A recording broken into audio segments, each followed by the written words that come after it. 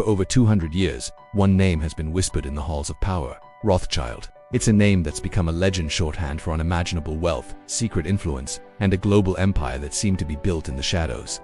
For generations, this dynasty's fortune was the largest in the world. This is the real story of how one man, starting from the cramped confines of a German ghetto, launched a dynasty that would go on to finance kings, help topple empires, and change the course of history forever. This is the definitive story of the Rothschilds. Our story doesn't start in a palace, but in the Judengasse, the Jewish ghetto of 18th century Frankfurt. This was a narrow, walled-off alley where the gates were locked at night and on Christian holidays, cutting its residents off from the rest of the city.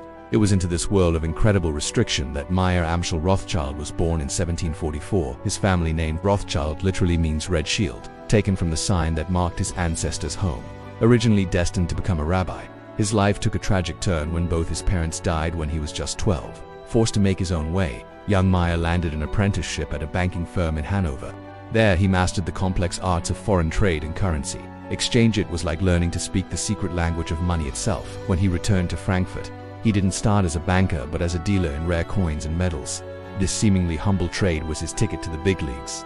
Like using a niche hobby to get inside the world's most exclusive country club, he built relationships with wealthy patrons, most importantly Crown Prince Wilhelm of Hesse-Kassel, who would become one of Europe's richest rulers.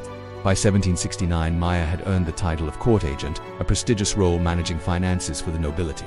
This was the bedrock of the family's rise. But while other court agents faded away with their patrons, Meyer had a revolutionary idea. He realized that relying on a single prince was like plugging into a single electrical socket.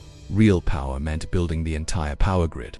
He saw the future of finance not just in Frankfurt, but across all of Europe. Meyer's true genius wasn't just in making money, it was in his plan to make that fortune last for generations. And for that he had a secret weapon: his 5 sons. Meyer Amschel's masterstroke was sending his 5 sons to the 5 most important financial hubs in Europe, creating the world's first truly international banking network. Each son would run his own bank, but they would all operate as a single, coordinated unit of financial hydra with heads in every major capital. Their family motto said it all: Concordia, Integritas, Industria Unity, Integrity, Industry. The 5 sons were like a bundle of arrows, unbreakable together. The eldest, Amschel, stayed in Frankfurt to manage the parent bank, the anchor of the whole operation. The second son, Salomon, was sent to Vienna, the heart of the powerful Habsburg Empire, where he embedded himself with the Austrian aristocracy. The third and most ambitious son, Nathan, went to England. He started out in Manchester dealing textiles, before setting up N.M. Rothschild & Sons in London. London was the center of global trade, and Nathan's drive was relentless. He would become the family's powerhouse, a titan in the city of London. The fourth son, Karl, headed to Naples, stretching the family's influence into Italy and the Mediterranean trade routes. And finally, the youngest, Jacobita, known as James, went to Paris. He navigated the stormy politics of post-revolutionary France, financing the railways and industries that helped turn France into an industrial powerhouse.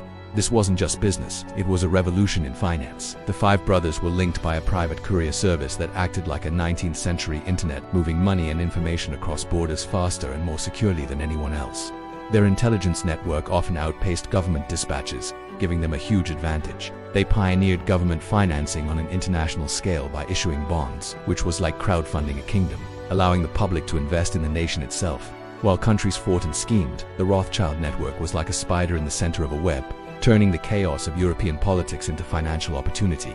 The Napoleonic Wars, a conflict that engulfed Europe for over a decade, presented the ultimate risk and the ultimate opportunity. As nations emptied their treasuries to fund their armies, the Rothschilds figured out how to profit from the turmoil, cementing their status as the bankers to kings and governments.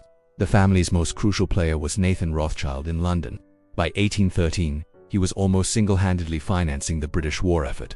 He organized massive shipments of gold to the Duke of Wellington's armies and arranged subsidy payments to Britain's allies. This was an insanely risky business. He and his brothers used a network of agents to smuggle vast sums of gold across a war-torn continent. It was like trying to send an armored truck full of cash through an active war zone, except the truck was a horse-drawn cart, and the guards were a handful of trusted couriers. In 1815 alone, the family provided loans to Britain's allies worth over £850 million in today's money. Their network was so reliable that the British government came to depend on them completely. This era led to the legendary story of the Battle of Waterloo in 1815. The myth says Nathan got news of Napoleon's defeat a full day early, used it to crash the stock market, then bought up everything for pennies and made a fortune. However, the real story is a bit different. While their courier network was incredibly fast, there's no hard evidence of such dramatic market manipulation. That story was largely fueled by anti-Semitic pamphlets. Their real success wasn't about one sneaky trade. It wasn't like winning the lottery on a single lucky ticket. It was like being the casino that had a winning strategy built over thousands of transactions. Waterloo was the ultimate proof that their high-risk system of financing governance worked. The British commissary-in-chief called Nathan most capable, skillful, upright, and liberal in his service to the country. The wars had turned them from rich bankers into an indispensable pillar of European finance. With Napoleon gone, the 19th century became the Rothschild century. Their wealth was the largest private fortune in the world, and their name was synonymous with power. The family was elevated to the nobility by the Austrian emperor, allowing them to add von Ordi to their names and adopt a coat of arms with a fist clutching 5 arrows symbolizing the unbreakable unity of the 5 brothers. Having mastered government finance, they pivoted to fuel the Industrial Revolution. They were like the venture capitalists of their day, funding some of the era's most transformative projects. They financed huge railway networks across Europe, invested heavily in mining, acquiring Spain's Rio Tinto copper mines, and helped fund companies like De Beers. They weren't just a bank anymore, they were betting on the future. Perhaps the most legendary display of their power came in 1875. The British Prime Minister, Benjamin Disraeli, learned that Egypt was secretly selling its massive stake in the Suez Canal, a vital artery for global trade. Disraeli didn't have time to ask Parliament for the £4 million, so, in an act of incredible trust, he went straight to Lionel de Rothschild. It was like a nation needing an emergency loan. But instead of going to another government, the Prime Minister just called his banker. Based on a gentleman's agreement, the Rothschilds advanced the entire sum, securing the canal for the British Empire. But their influence wasn't just financial. The family became massive patrons of the arts, building incredible palaces and collecting priceless art.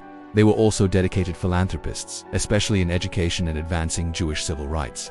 They established the foundation Yad Hanadiv in Israel, which has supported major national institutions like the Knesset and the National Library of Israel.